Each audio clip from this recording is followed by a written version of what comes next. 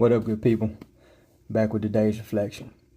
And today's reflection is about a cooking show I was watching a few days ago. And the contestants on the show, they always interview them, as they cooking or whatever. And they was asking them, or what they were displaying, their day-to-day jobs that they do besides cooking, because these weren't professional chefs. These were home cooks. And what I noticed is probably 50%, if not more, of the contestants, their job was content creating. And I thought to myself, dang, I said, that's a career now. That's a job.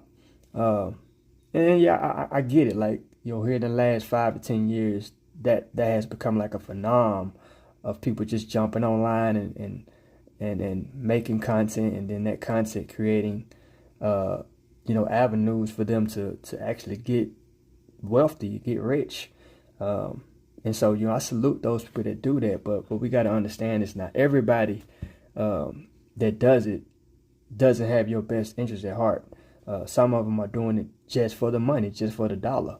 And so that's where, when the Bible talks about money is the root to all evil, not money is evil, but money is the root to all evil. I feel like when you're doing something just for money, you tend to sometimes drop your ethics. You tend to sometimes drop your empathy and your compassion for certain things, certain topics, and certain people. And so I don't look at what I do as content creating, even though it falls in that category. I do what I do to serve God. My paycheck, I want to hear God say, "Well done, my good and faithful servant." If this leads to making money, cool. It's God giving me more. He filling my cup more to fill other people's cup.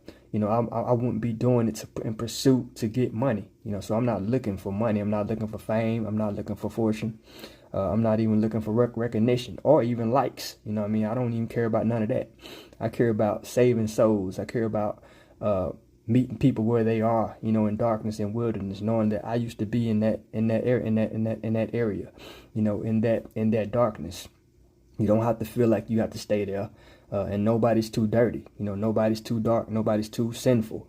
God wants us all, and so I do mine for God's well done, my good and faithful servant. That's my championship. That's what I'm playing for, and so. I just want to encourage all of us that, you can do this, and you don't have to feel like just because somebody is making millions of dollars and you not, that yours is worthless. God wants all of us to